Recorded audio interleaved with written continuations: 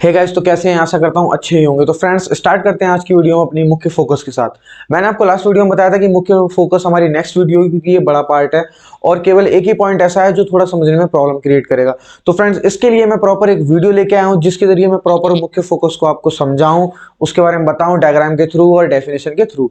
तो फ्रेंड्स, आज की इस वीडियो में मुख्य फोकस के बारे में समझेंगे। उसकी थ्योरी को मैं डायग्राम के थ्रू लर्न करा दूंगा, क्योंकि इसकी थ्योरी थोड़ी बड़ी है और आपको लर्न करने में प्रॉब्लम होगी। तो इसीलिए मैं डायग्राम के थ्रू आपको समझाऊंगा जिससे थ्योरी लर्न हो जाए।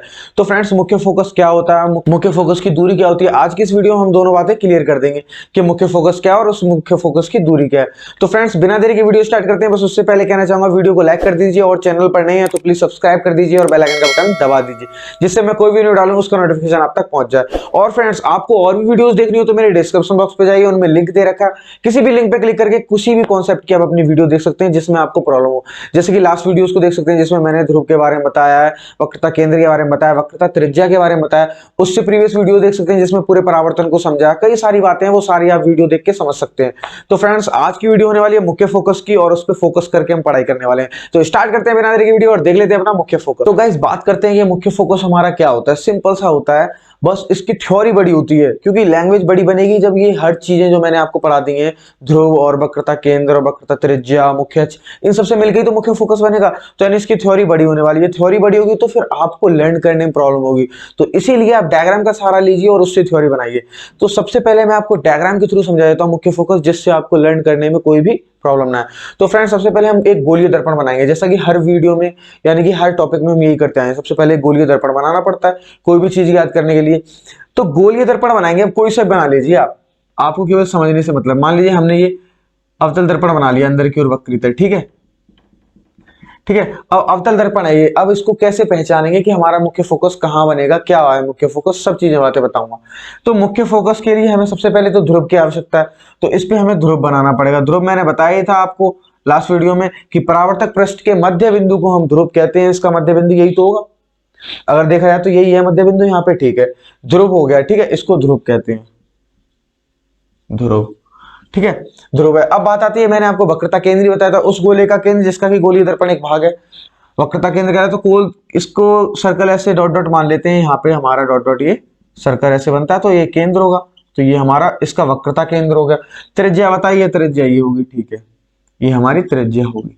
अब बात आती है कि हमारा मुख्य फोकस कैसे बनेगा, ठीक है। अब मुख्य फोकस बनाने के लिए एक चीज और चाहिए, मुख्य अक्ष। मैंने आपको कल ही बताया था, यानी ध्रुव से होती हुई मुख्य वक्रता केंद्र से होकर जाने वाली सीधी रेखा हमारा मुख्य अक्ष कहलाती है, मुख्य अक्ष, ठीक है।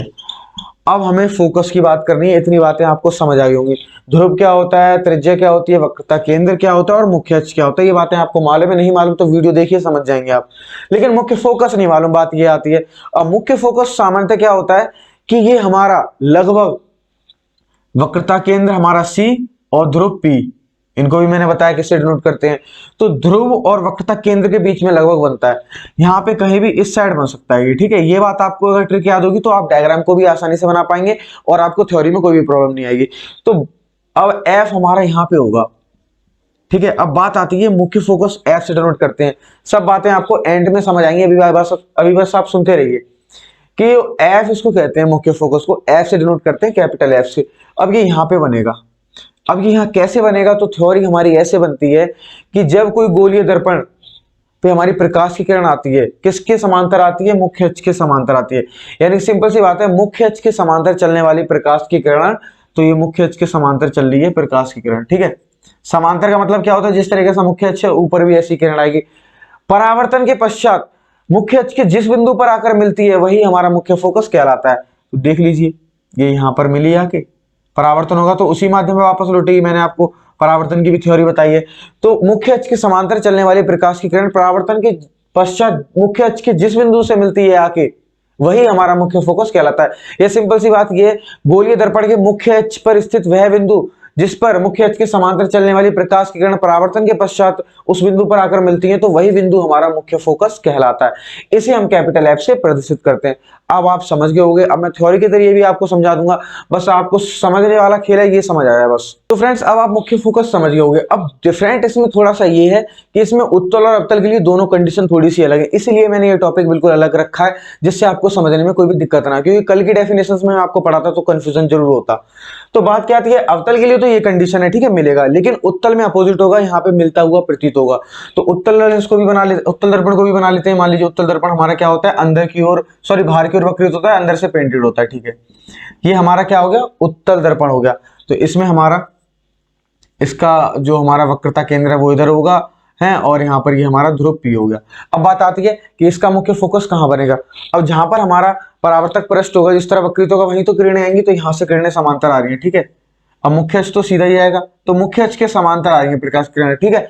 अब परावर्तन के पश्चात क्या होगा, यहाँ पर आके मिलेंगे, लेकिन भाई हमारा वक्रता केंद्र इधर है, तो ये आएंगी तो इधर, लेकिन यहाँ पर भी तो कुछ ना कुछ प्रतीत होंगी।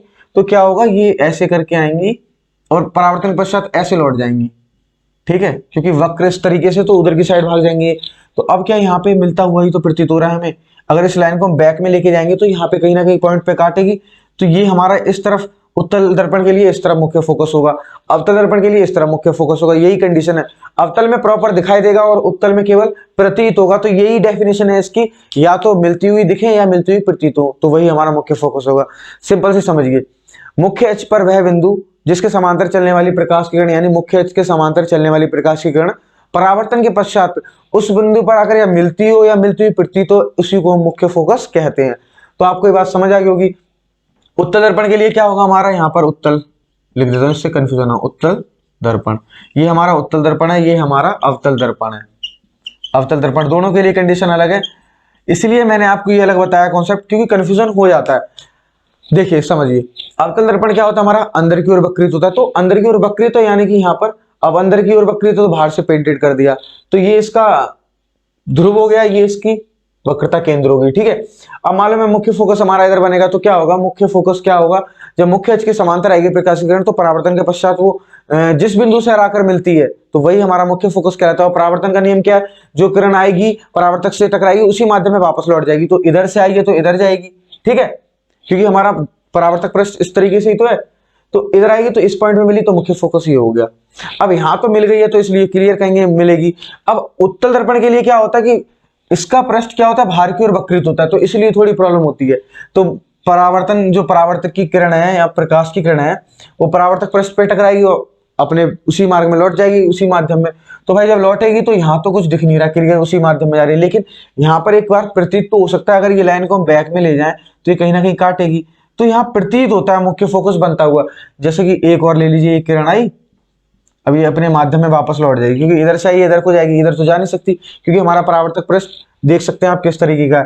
तो ये इधर आई इधर चलेगी, लेकिन अब यहाँ पे प्रतीत तो हो रहा है एक बार को, तो प्रतीत होगा तो वो उत्तल दर्पण के लिए आता है, और प्रतीत ना हो, बिल्कुल क्लियर मालूम पड़े, तो वो हमारा अवतल दर्पण के लिए होता है। यही होता है हमारा मुख्य फोकस। इन सब का यूज आने वाला है, जब हम प्रकाश के कुछ नियम पढ़ाएंगे, उसमें हम किरणों को बताएंगे, अगर ऐसी कंडीशन हो तो कहाँ बनेगा प्रतिबिंब, ऐसी कंडीशन हो तो कहाँ बनेगा। तो उसके लिए हमें इन सारी चीजों का मालूम होना बहुत जरूरी है। तो मुख्य फोकस हमारा कुछ इस प्रकार का ही है। मुख्य अक्ष के समांतर चलने वाली प्रकाश की किरण क्या होता है कि जब परावर्तन के पश्चात मुख्य अक्ष के जिस बिंदु पर आकर मिलती है, उसी बिंदु को हम मुख्य फोकस कहते हैं, और ये लगभग हमारा वक्रता केंद्र और ध्रुव के बीच में होता है फोकस, ठीक है। तो आपको समझ आ गया होगा, मुख्य अक्ष के समांतर चलने वाली प्रकाश की किरण मुख्य अक्ष के जिस बिंदु पर आकर मिलती है, कब, परावर्तन के पश्चात, तो वही बिंदु हमारा मुख्य फोकस कहलाता है। अब मिलती हुई प्रतीत होती है परावर्तन के पश्चात, तो वो हमारा उत्तल दर्पण के लिए होगा, और अवतल के लिए तो क्लियर मिल जाएगा। तो फ्रेंड्स डायग्राम आप समझ गए होंगे। अब प्रॉपर थ्योरी लिखा देता हूं और प्रॉपर डायग्राम भी बना के बता दूंगा, दोबारा एक बार तो बता दिए, एक बार और बताऊंगा। तो फ्रेंड्स अब हम देख लेते हैं अपनी थ्योरी। तो फ्रेंड्स अब हम देख लेते हैं अपने मुख्य फोकस की थ्योरी, और मुख्य फोकस की थ्योरी लिखाने से पहले मैं एक बार और एक्सप्लेन कर देता हूं, जिससे कोई कंफ्यूजन ना। सिंपल सी बात है, गोलीय दर्पण के मुख्य अक्ष के समांतर चलने वाली प्रकाश की किरण परावर्तन के पश्चात मुख्य अक्ष के जिस बिंदु से आकर मिलती है या मिलती हुई प्रतीत होती है, मिलती है या मिलती हुई प्रतीत होती है, उसी को हम क्या कहते हैं, मुख्य फोकस कहते हैं, उस बिंदु को। तो फ्रेंड्स यही इसकी थ्योरी है, वही मैं लिखाने जा रहा हूं। तो सिंपल सी थ्योरी है, गोलीय दर्पण के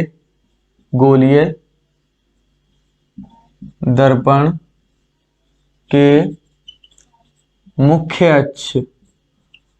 अक्ष के समांतर चलने वाली, मुख्य अक्ष के समांतर चलने वाली प्रकाश की किरण, प्रकाश की किरण, किरण परावर्तन के पश्चात, परावर्तन के पश्चात यानी परावर्तन के बाद पश्चात मुख्य अक्ष के, परावर्तन के पश्चात मुख्य अक्ष के, मुख्य अक्ष के जिस बिंदु से जाकर मिलती हैं, जिस बिंदु से, जिस बिंदु से जाकर मिलती हैं या मिलती हुई प्रतीत होती हैं, या मिलती हुई प्रतीत होती हैं, प्रतीत होती हैं, तो उसी बिंदु को, तो उसी बिंदु को, उसी बिंदु को हम मुख्य फोकस कहते हैं, हम मुख्य फोकस, मुख्य फोकस कहते हैं, कहते हैं। तो फ्रेंड्स ये है इसकी सिंपल सी थ्योरी, आपको लग रही होगी बड़ी, लेकिन वैसे भी बहुत सिंपल छोटी सी थ्योरी है, मगर मैंने समझा आपको बड़ी लगी तो इसलिए डायग्राम के थ्रू मैंने समझाने की कोशिश की, आपको समझ आया होगा। अब आप ऐसे भी देख लीजिए, इसको लर्न कर लेना। गोलीय दर्पण के मुख्य अक्ष के समांतर चलने वाली, अब भाई गोलीय दर्पण आपको मालूम है, गोलीय दर्पण का ही तो मुख्य अक्ष होता है एक भाग, तो मुख्य अक्ष के समांतर चलने वाली प्रकाश की किरण परावर्तन के पश्चात, यानी परावर्तन जब हो जाएगा तो उसके बाद मुख्य अक्ष के जिस बिंदु से आकर मिलेगी, यानी ये तो क्लियर हो गया कि वो किस पे मिलेगी आके, मुख्य अक्ष पे मिलेगी आके, तो मुख्य अक्ष के जिस बिंदु से आकर मिलेगी वही हमारा बिंदु मुख्य फोकस कहलाएगा।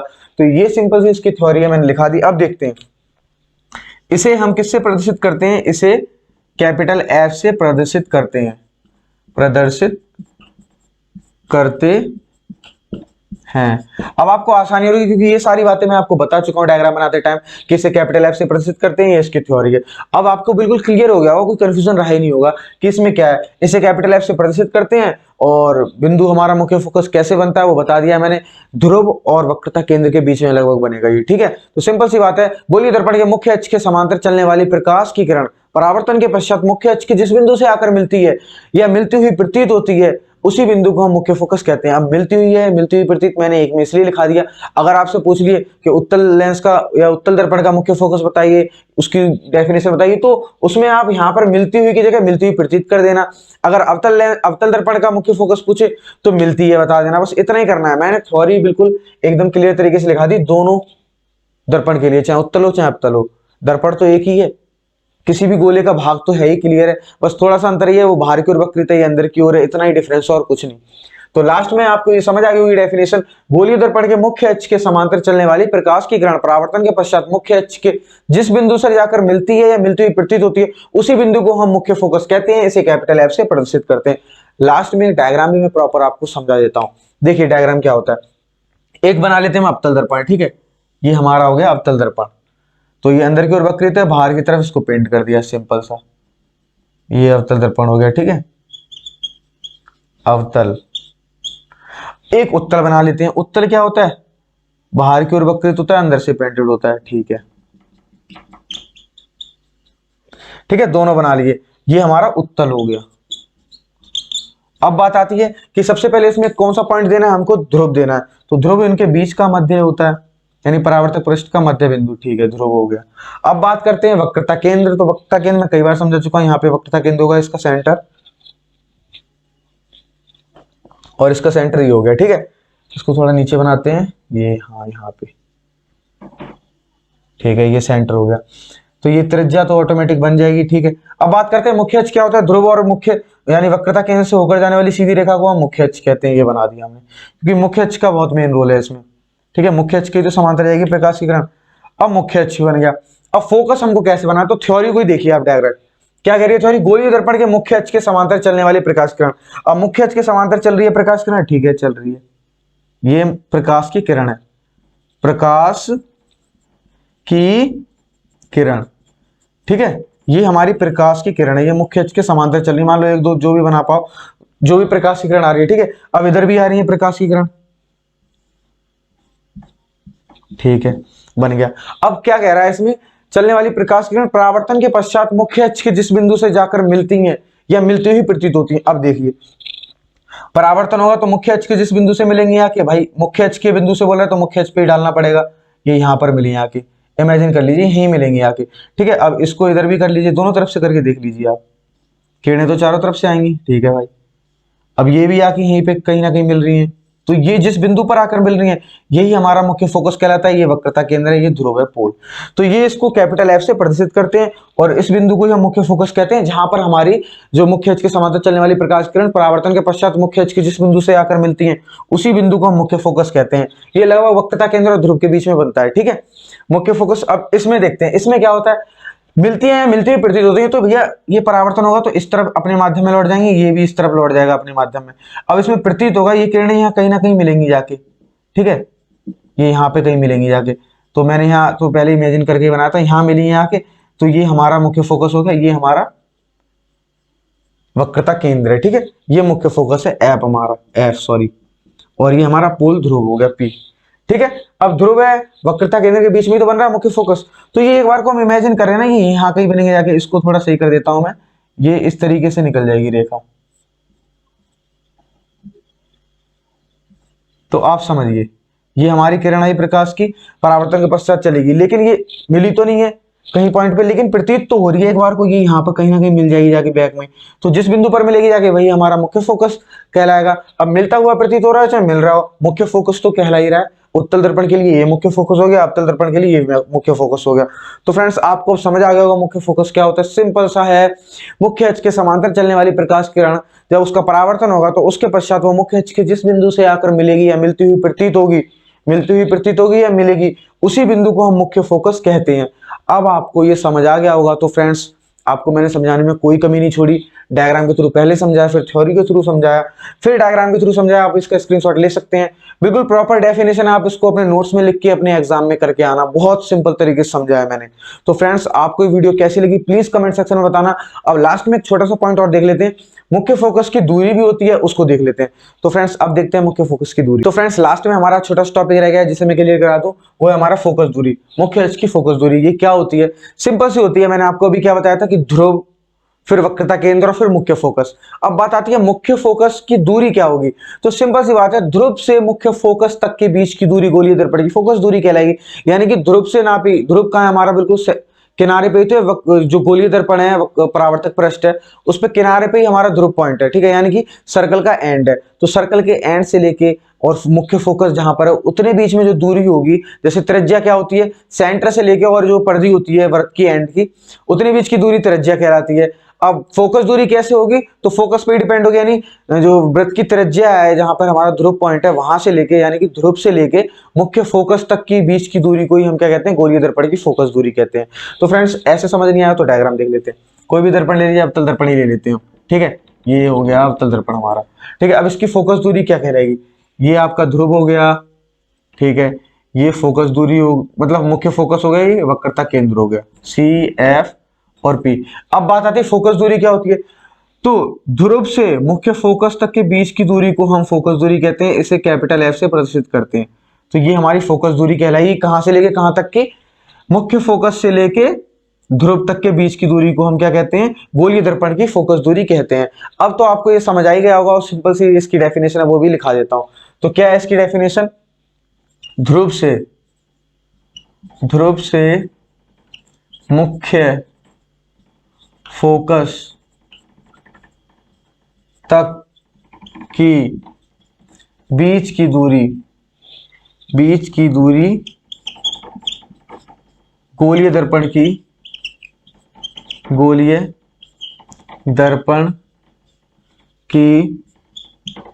फोकस दूरी कहलाती है, फोकस दूरी कहलाती है, ठीक है फ्रेंड्स। ये क्या कहलाती है, फोकस दूरी कहलाती है, कहां से कहां तक की होती है, ध्रुव से लेके मुख्य फोकस के बीच की दूरी होती है। अब बात है इसको प्रदर्शित करते हैं, किससे करते हैं, तो इसे हम करते हैं कैपिटल एफ से प्रदर्शित, कैपिटल एफ से प्रदर्शित करते हैं। अब कैपिटल एफ से इसलिए करते हैं क्योंकि स्मॉल एफ से करते हैं और कैपिटल एफ से हम मुख्य फोकस को करते हैं, मुख्य फोकस को कैपिटल एफ से करते हैं और उसके बीच की दूरी को हम स्मॉल एफ से करते हैं। स्मॉल एफ से इसलिए करते हैं क्योंकि उसको हम कैपिटल एफ से कर चुके हैं, तो इसे स्मॉल एफ से प्रदर्शित करते हैं। ठीक है फ्रेंड्स, कंफ्यूजन हो जाता, कोई बात नहीं, क्लियर हो चुका है। इसको स्मॉल एफ से प्रदर्शित करते हैं, किसको, फोकस दूरी को। मुख्य फोकस को हम कैपिटल एफ से प्रदर्शित करते हैं। ध्रुव को हम पी से प्रदर्शित करते हैं, जो परावर्तक पृष्ठ का मध्य बिंदु होता है। वक्रता केंद्र को हम सी से प्रदर्शित करते हैं। और तो सब क्लियर हो गया। ठीक है, तो इनको किससे प्रदर्शित करते हैं वो मैंने आपको बता दिया है। तो इसका सिंपल सा ये भी क्लियर हो गया पॉइंट। फोकस दूरी क्या होती है, ध्रुव से मुख्य फोकस तक के बीच की दूरी को हम गोलीय दर्पण की फोकस दूरी कहते हैं, और इसे हम स्मॉल एफ से प्रदर्शित करते हैं। तो फ्रेंड्स, आपको ये चीजें क्लियर हो गई। इसका रोल ये रहता है कि जब भी हम कोई भी एग्जांपल सॉल्व करेंगे या कोई क्वेश्चन, तो उसमें कोई ना कोई वैल्यू तो आएगी। अब वो पॉजिटिव आती है, नेगेटिव आती है, तो उससे ये पता लगेगा कि कौन सा दर्पण है। अगर नेगेटिव आती है, जैसे उत्तल दर्पण है, ठीक है, उसकी जो हमारी फोकस दूरी पॉजिटिव आएगी, अवतल दर्पण की फोकस दूरी नेगेटिव आएगी। तो सिंपल से पॉइंट लिख लीजिए, यहां पर पहला पॉइंट लिखा देता हूं। अवतल दर्पण की फोकस दूरी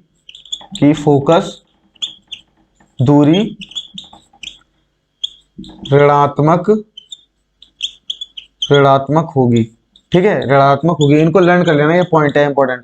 ठीक है, अब सेकंड क्या लिखा देता हूं, उत्तल दर्पण के लिए। तो उत्तल दर्पण की पॉजिटिव होगी। उत्तल दर्पण की फोकस दूरी धनात्मक होगी। तो ये पॉइंट्स आपको याद होंगे, तो आप बता भी तो पाएंगे। अगर नेगेटिव आती है तो अवतल दर्पण है, पॉजिटिव आ रही है तो उत्तल दर्पण है। तो इस तरीके से हम इन दर्पणों को पहचानेंगे, आगे काम आने वाला है। इसलिए तो कह रहा हूं, जो मैं करा रहा हूं अभी आप लर्न करते चलिए, बहुत ज्यादा इंपॉर्टेंट है जो भी पॉइंट करा रहा हूं। तो इनको नोट कर लीजिए या फिर इसका स्क्रीनशॉट ले लीजिए, जिससे आपको कोई भी प्रॉब्लम ना हो। तो फ्रेंड्स, आज की वीडियो यहाँ तक ही होने वाली थी। आपको ये वीडियो कैसी लगी प्लीज कमेंट सेक्शन में बताना, और अगर कोई प्रॉब्लम रही हो तो उसे भी बताना, उसके लिए मैं अच्छी से अच्छी वीडियो लाऊंगा। तो फ्रेंड्स, आज के लिए इतना ही रखने वाले थे। बस घर पर रहिए, स्वस्थ रहिए, व्यस्त रहिए, मस्त रहिए, और हमारे चैनल को सब्सक्राइब कर देना, जिससे कोई भी वीडियो डालूं उसका नोटिफिकेशन आप तक जल्द से जल्द पहुंचे। बस आज की वीडियो के लिए इतना ही।